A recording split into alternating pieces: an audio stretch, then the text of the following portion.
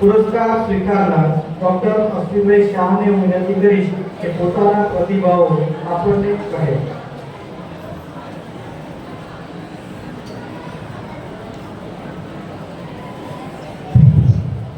નમસ્કાર. વાત ચાલતી હતી બાળકો લર્ન કરેલું લાગતું નથી પણ મને સહન તો કરવો જ પડશે.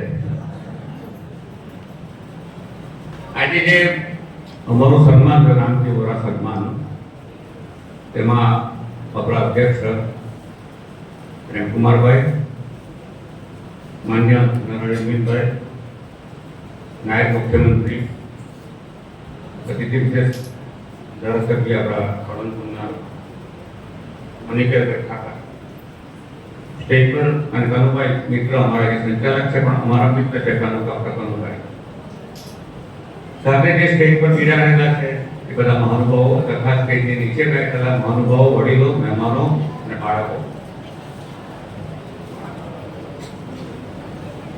સૌપ્રથમ તો આજે સન્માન થયું, જે સન્માન સમિતિ છે એને પસંદ કરે એવાનો ખૂબ ખૂબ આભાર. સન્માન કરવા માટે અમને પસંદ કર્યા કારણ કે આ તો બધું થયું ને. અમે નોર્થ એટલે ઉત્તર ભારત અને પેલું ઉત્તર ગુજરાત, પેલું દક્ષિણ ગુજરાત. કોઈ સમય મને લાગે છે કે પહેલી વાર રાત્રે આ ફેંટાવાળા માણસ અમરકુંડ ના દેખાય, મેં દેખાય. આ ફેંટાવાળા જે દાદાઓ છે એ અમારી મીટિંગમાં કોઈ જોવાની મળે. એટલે આખું પ્રજા કલ્ચરમાં અમે જુદા છે. અમારી લીલી વાડીઓ વાળી જગ્યા, ચીકુ ને કેરી ને પાણી નહીં આ ટ્રાય હવે સારી છે તો એ અમે આમ તો અમે પ્રધાનપુર સાઈડ આપણા ગુજરાતની બોર્ડર, અમે ગુજરાતની બોર્ડર દક્ષિણની કામ ધરમપુર. એટલે આખો એટલે કનુભાઈ જેવા માણસોએ અમને ના પસંદ કર્યા હતા. અમને ધરમપુરમાં કોણ કામ કરતું હશે, આવું તો કોણ કરતું હશે, કોણ વિચાર કરાવો. ઘરે બધા સંસ્થા ચલાવતા હોય છે ડોક્ટરો, પણ પસંદગી કરવી એ કનુભાઈ ને એમની ટીમ ને આપણા પ્રેમકુમાર એ લોકો જે મહેનત કરી છે. કનુભાઈનો પરિચય અમને તો ઘણો મિત્ર થઈ, પણ કનુભાઈ આવો વિચાર મળ્યા ઘણી. મેં એવું નહીં કે કનુભાઈ અમારો કોઈ પુરસ્કાર નથી વિચારતા, ત્યારે બહુ દૂર કે કામગીરીની મંજૂરી બહુ જુદી ને શું એમ. તો પહેલી વાર અમે આ કલ્ચરમાં આવ્યા એટલે કનુભાઈ તમારી ટીમનો ખૂબ ખૂબ આભાર કે અમને અહીંયા વિઝિટર તરીકે નથી આવ્યા, આજે પુરસ્કાર સ્ટેજ પર બેસાડવા માટે બોલાવ્યા છે. તો ખૂબ ખૂબ આભાર, ખૂબ ખૂબ ધન્યવાદ. રામજીભાઈ વોરા એમની ઘણી વાત થઈ ગઈ, એમને તો ઘણી વાત કરી. એ વાત પાછી મારે કેટલી કરી, પણ મને તો એક પ્રત્યક્ષ અનુભવ તમે જૂની વાત કરી જે એની નિશ્ચયતા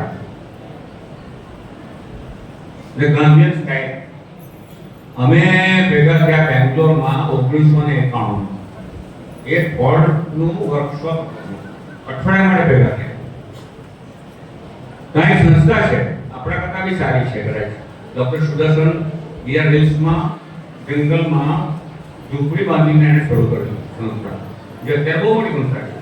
વિવેકાનંદ ત્યાં એને પોસ્ટ તરીકે રાખેલા. અમે આખા ઇન્ડિયાના લોકો, north Gujarat, north India, south India, અમે ગુજરાતના લગભગ 50 માણસ. હવે ત્યાં તકલીફ પાણીની હશે પણ નતો, પણ બહુ ઠંડી એટલે અમે તો એક દિવસમાં લોકો નીકળી સ્વેટર લઈ આવ્યા. એના ઠંડીમાં રહી નહીં કે આપણો અહીંયા તો ઘણું ચાલે. એટલી ઠંડી, એમાં પાણી ના મળે, પીવાનું પાણી પણ નહીં મળે, બીજાને ગરમ પાણી પણ નથી. એટલે આપણે તો બધા રિક્વેસ્ટ કરવા ગયા સંચાલકને કે ના જે કે ભાઈ કરી આપો. પણ રામજીભાઈની તમે વાત કરી એ મુદ્દો ના આવે. રામજીભાઈ કહે કે આજથી ઉપવાસ, પાણી અને ખાવાનું બંધ. એટલે એ પેલો મંત્રીનો તમે કહ્યું ને કે જેને કાઢી મૂકેલો ને એને કહ્યું તો કામ પાછો નહીં આવતો એ ધ્યાન દેખાય. એટલે અમે પ્રત્યક્ષ અનુભવ એક જ દિવસમાં પાણી ઉપાડ્યું. એટલે રામજીભાઈ પહેલેથી સ્ટ્રોંગ, કેમ ગાંધીજી સ્ટ્રોંગ હતા. ગાંધીજીએ ઘણા દાખલા એવા છે, અમને ખબર બી હશે કે 24 વર્ષનો છોકરો જ્યારે જતો દક્ષિણ આફ્રિકા, વકીલાત નહીં ચાલી ત્યાં ગયો, તો મેરિસબર્ગ સ્ટેશન, મને લાગે સ્ટેશન નામ, ત્યાં એને અંગ્રેજે ઉતારી છોડી એ પાસે ઉપાડ્યો છે, રસ્તે ફર્સ્ટ ક્લાસમાં નહીં કરે. 2 વાગે ઠંડીમાં નીચે સ્ટેશન ઉતારનાર માણસ ત્યારે પણ એને સામનો કર્યો ને એને એક ગાડી નહીં કરી પોતે ત્યાંથી લડ્યો. 24 વર્ષ 24 તો કિશોર આપણા એબીસી ક્યાં બતાવ્યું, નિશ્ચિત ક્યાં બતાવ્યું. પછી બીજી દાડે એના જે શેઠ છે એને લઈ ગયા કોર્ટમાં કે ભાઈ કોર્ટમાં ગયો તો કામ કરવાનું કે બાગરી બને પેલા નાખી દીધી, બાગરી વાળાને નથી દેવાય, અમારે તો શેઠ કરવું કરી દે. ગાંધીનું નામ મારા મકીના એમ કે 2500 નીકળી આવ્યો બહાર, તમારે વકીલાત નથી કરવી. ત્રીજો દાખલો એને લઈ ગયા 24 વખતે પીટોની જોડી તો રાતના આપણે કેમ આવીએ, પરંતુ મારા બહુ રાતની ગાડીમાં આવવું પડે, તો રાતના કાંઈ ટાઈમ પાસ અને ચોકી આપણે રાખી તો દીનબંધુ એટલું વસ્તુ એને ચોકી આપી કે થોડો મને લાગે કે આ વાંચે રસ્તામાં ટાઈમ તો નીકળી રસ્તેની એ બુક અનટુ ધ લાસ્ટ જેણે ગાંધીને મહાત્મા બનાવ્યું. એક જ રાતમાં એક બીજે દાડે ઉઠ્યા સવારે 6 વાગે ને એણે જાહેરાત આપી પેપરમાં કે 100 વીઘા મારે જમીન છે. ફિનિક્સ આશ્રમ ત્યારે બન્યું. એક જ બુકે એમાં બુકમાં લખેલું રસ્તીને કે ખેડૂતનો દીકરો ખેડૂત, ડોક્ટર અને મોચીની કમાણી એક જ હોવી. બધા એના મોચી ભણે ન ભણતો નથી દીકરી, પણ 5 વર્ષ એ શીખે છે. તો એ એના મનમાં આવ્યું કે ખેતી શરૂ કરી કે વકીલાત એના 15 થી 20 માણસો હતા એ છોડીને નિશ્ચિતતા ફિનિક્સમાં આવ્યા. ના કિશોરે સાંભળો એવું છે બાળકો કે નિશ્ચિતતા કોને કહેવાય. અહીં આવ્યા દક્ષિણ ભારતમાં પહેલો પ્રવાસ 2015 માં આવ્યા, 1915 ને ત્યાં પેલી બેન પાસે બીજી સાડી નહીં મળે, ત્રણે બીજા તો આ બધું કરવું રામજીભાઈ બોરાને વારસામાં મળ્યું એમ કે આવું કરવું જોઈએ. એટલે પોતાના ગામમાં આવીને સંસ્થા શરૂ કરી. સોશિયલ વર્કમાં એક પહેલું કામ કે પોતાના ગામમાં સંસ્થા શરૂ કરી બહુ અઘરું કામ. કે ગામના છોકરા અને પેઢીથી રામજી બોરા આમ તમે છો એવું કરવાનું. So that is very important કે રામજી બોરા તેમ આદર્શવાઈસર પાદરી હતો એક સિમ્પલ ઇંગ્લેન્ડમાં. એણે વાંચ્યું કે આફ્રિકામાં ગબન નામનો એક સ્ટેટ છે, ત્યાં તો જંગલ છે પણ ત્યાં તો મેલેરિયા એટલું બધું છે કે લોકો મેલેરિયા મળે. પાદરી તરીકેથી 1901 એની ઉંમર 21 વર્ષ એ મેડિકલમાં ગયા ને મેડિકલમાં ડોક્ટર બનીને એ પાછા સીધા આફ્રિકાની જિંદગી પર આફ્રિકામાં આવ્યા. એનો દાખલો ખરો કે ખોટો ખબર નથી, પણ નોબેલ પારિતોષિકથી ફોન આવ્યો ત્યારે એ માણસ ઝાડ પોતાનું મકાન બનાવતા ને એને નીચેવાળા કહ્યું કે નોબેલનું કામ છે, આપણું તો કામનું હતું. So this is great. આપણા બધામાં એકનો અભાવ એ રામજી બોરામાં હતો. એકદમ નિશ્ચિત આજે નક્કી થયું કે આજે મારે ટ્રેનમાં જવું છે, આજે મારે તમારે તરત જ નિકાલ. અમે બી દવાખાનાનો વિચાર આવ્યો કે પહેલા મારું પણ પોતે જ પ્રેક્ટિસ બંધ થાતી. એટલે નિશ્ચયતા જે કહેવાય, અડગતા કહેવાય, દૃઢતા કહેવાય, નિડરતા કહેવાય, તે આપણા બધામાં ડેવલપ થવાની જરૂર છે ને એ ગાંધીને સ્વાધ્યાય સાબિત કર્યું. એટલે અમને જે શરૂ કર્યું પછી કે આપણે ઘણી વાત કરી છે, હું વિતરમાં નથી જતો, પણ ગાંધી સ્વાધ્યાય એ બધા આપણા કરતા આપણે મળ્યા નથી કોઈ નહીં. પ્રવાસ એની આત્મકથા વાંચીને એના વિશે પણ જીવતા રાખલા અમારા કરતા નવનીતભાઈ ફોજદાર 1957 માં ડોક્ટર છે ને ધરમપુરમાં વિનોબા ભાવાને હતા. તો વિનોબા ભાવા પછી દીકરા મનમાં પતી હવે બંધ. તો એ ના જ ઝૂંપડીમાં ભીલવડ નામનું ગામ છે, બહુ અંદર છે. ધરમપુરથી જતા 20 કિલોમીટર તો બસ ત્યારે બેસી જતા ને પબ્લિક હેલ્થ જે પોઈન્ટ છે તે સ્વરૂપ બંધારણમાં મેડિકલમાં કે ગામડામાં લોકો દ્વારા દવા આપી શકાય, જે આપણને જરૂર છે. આપણી સરકારોએ પહેલેથી પબ્લિક હેલ્થને મહત્વ નહીં આપ્યું. બાકી આપણે જે રોગોની નાબૂદી કે રોગોને સારા કરવા માટે અત્યારે હોસ્પિટલમાં જવું પડે એના કરતાં આપણે ઘરે સારા થઈ શકીએ. પણ એ આપણી પબ્લિક હેલ્થનો પાછળ એ વાત અત્યારે થાય પણ નથી. પછી બાબુલાલ મહેતા હતા, પછી રવિશંકર મહારાજની વાત તો જાણે. રવિશંકર મહારાજને જોયા બી છે આપણે કે 1960માં ગુજરાતનું ઉદ્ઘાટન આપણે શરૂઆત કરી. તો આ બધા જીવતા દાખલા હતા. તો અમને બધા એ દાખલાએ પ્રેરણા આપી કે આવું કરવું જોઈએ. પ્રેક્ટિસ તો કરવાની છે, કમાણી મળવાની છે, પણ આવું કહીને ગામડામાં ગંભીર ગામડામાં જાઓ. ગામડાનું ઘર તો ઇન્ડિયા ભર ગામડાનું દેશ છે. એટલે અમે ગામડામાં જે અત્યારે તમે જોયું છે નવસારી જિલ્લો છે, પણ ખારેલ ગામ આ તમે હાઈવે હિન્દો ફોટો ફોટે તો એ હાઈવે પર ચોકડી પર ખારેલ ગામ આ ખેડાલ બધા અલ્હાબાદી ન અમારી યુનિયન તો ખેડાલ જાય છે. તો ખારેલમાં તમે જાઓ તો નજીક છે હોસ્પિટલ, કેમ્પસ છે અમારો. ને અમે 20 બેડની હોસ્પિટલ શરૂ કરીને અમને વાત કરી 100 બેડ છે અત્યારે બધી સગવડ છે, ડાયાલિસિસની સગવડ છે. ને આ બધું લોકોને સારી રીતે મળે, ઓછા પૈસે મળે. 50 રૂપિયામાં ખાલી કન્સલ્ટિંગ થાય, દવા બધાને મફત મળે. આ બધું તો ના છે. લોકો 80% અમે ફ્રી કરીએ ગરીબ લોકોમાં. પણ એ જે અમારું કામ છે ત્યાંથી જ ડાંગ જેટલું નથી પડે, એ વાંચતા નહીં પડે. નવસારી બોર્ડર છે અમારું કામ. તો આ બધા લોકો ગરીબ ડાંગ સુધી અમે સેવા આપીએ છીએ. ડાંગમાં કેટરાઇટ છે, ડાંગમાં અમે દવાખાનું ચલાવીએ છીએ. ડાંગના 100 ગ્રામને અમે દત્તક કરીને આ બધા લાઇવલીહુડના જે પ્રોગ્રામ છે ત્યાં શું છે ગામડામાં 3 વસ્તુનો અભાવ છે. ખબર કે લેક ઓફ હેલ્થ એટલે હેલ્થની જે સગવડ, ક્વોલિટી ઓફ સર્વિસ હેલ્થની ને એક્સેસિબિલિટી ને કોસ્ટ એ મુશ્કેલીઓ છે ગામડા લોકોને. બીજો મુદ્દો quality of education. Quality education હવે સારા લોકો છે આપણા 20% એ તો સારી સ્કૂલમાં છે, એટલા સ્કૂલ બની જાય તો પેલા ક્યાં જવાના 80%. તો એના માટે સારી સ્કૂલ તો થાય એટલે અમે ટ્યુશન ક્લાસ ચલાવીએ છીએ સાથે પ્રાઇમરી સાથે.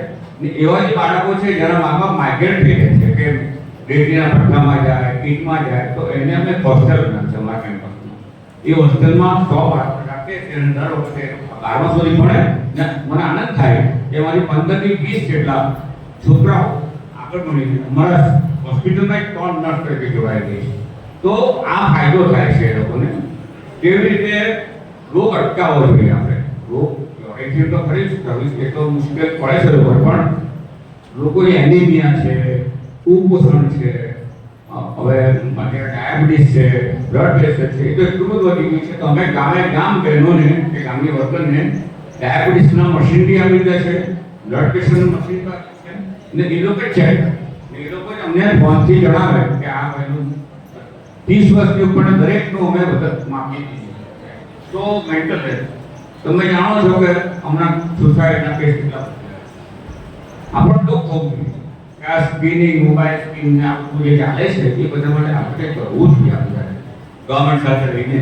કારણ કે એ દૂષણ જો વધશે તો ભવિષ્યમાં આપણી સમાજને કારણ કે ડ્રગ છે, દારૂ છે, મેન્ટલ હેલ્થની ડિપ્રેશન છે, તેમાં તમે જુઓ છો એક્ઝામમાં જે ફેકલો થાય છે એમાં ડિપ્રેશન છે.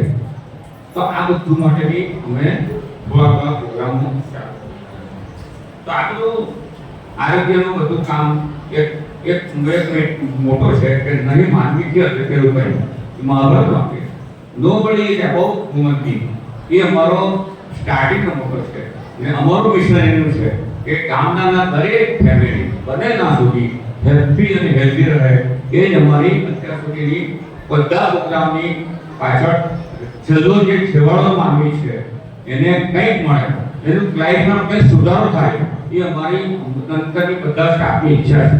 અમારો હવે સવારની કોનો સ્ટાફ છે 150, તો બધા સ્ટાફને આ ફિલોસોફી થાય એના માટે આપણે જે 5-4 વાક્ય કીધા ને એ અગત્યના છે. એટલે તમને કહે અમને આનંદ છે, તમને આનંદ થાય કે આને લીધે the great place of the work A international એક જો છે કે આવું સન્માન ગ્રેટ પ્લેસ ટુ વર્ક એટલે અમારી સંસ્થામાં કામ કરનાર માણસને લાગવું જોઈએ કે બધી ના ગ્રેટ પ્લેસ ને ટ્રાન્સપરન્સી એટલા માટે કે અમારી કેટેગરી રાયસ ગામની સંસ્થા છે દર વર્ષે તમારું આવતું હોય અકાઉન્ટ હોય લેક્ચર કરીને એને લીધે છેલ્લા 10 વર્ષથી અમને નો એવોર્ડ સન્માન મળ્યું.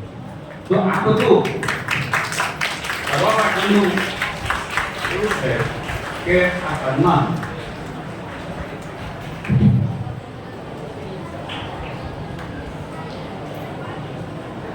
ગાંધીએ કીધું અમને તો ખબર છે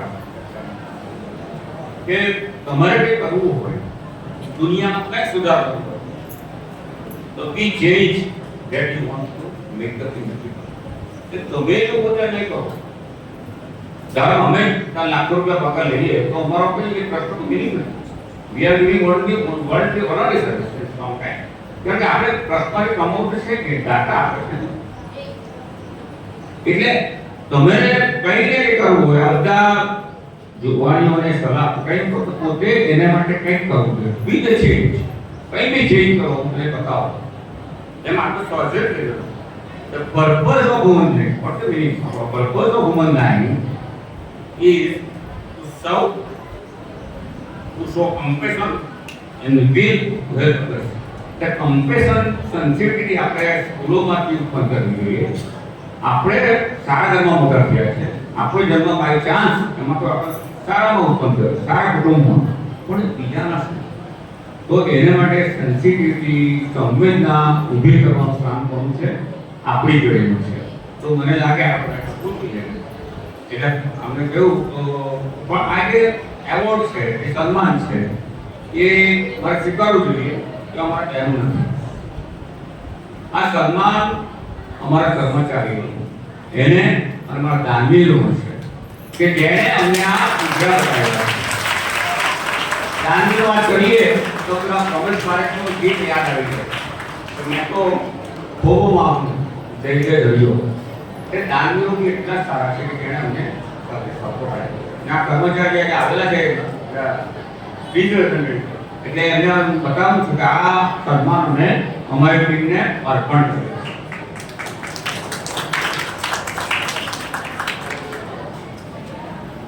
હવે બીજું કાર્ય આજે મને મન થયું કે પોતાનો સ્વ વખાણ સાંભળવાને એવી પરિસ્થિતિ બહુ અઘરી સહન કરવી છે. એટલે બે કલાક પણ ઠીક છે તો બધાએ બહુ વખાણ કરે બહુ એટલે તમારો બધાનો આભાર. આ પુરસ્કાર માટે ફરીથી આભાર. એક વાક્ય મને જે ગમે છે કવિનું રાહુલ ફિલેરો કવિ છે આર્જેન્ટિનાનો. એનું થોડું હે પ્રભુ તંત્રાત્મા તમે જેને માનતા હોય અમને શીખવું અમે અમારી જાતને હવે વધુ પ્રેમ નહીં કરીએ. બહુ પ્રેમ કર્યો આપણે બહુ સાવાનું ખાતું ખાધું સારી રીતે ગયા બધું જ કર્યું સન્માન લીધા સારા કપડાં પહેર્યા. અમારા પ્રિયજનોને ચાહવાથી સંતુષ્ટ રાખે. આપણે સારવાનું બહુ કર્યું સગાઓના લગ્નમાં ગયા ના ગયા મદદ કર્યા એનું બહુ કર્યું પરંતુ જે લોકો તો પ્રેમ નથી કરતો એ છેવાડા નથી. એવા લોકો વિશે અમને વિચારતા શીખવો ચાહતા શીખવો એ પ્રભુ બસ મારો સમાપ્ત કરું છું. ખૂબ ખૂબ આભાર. Thank you.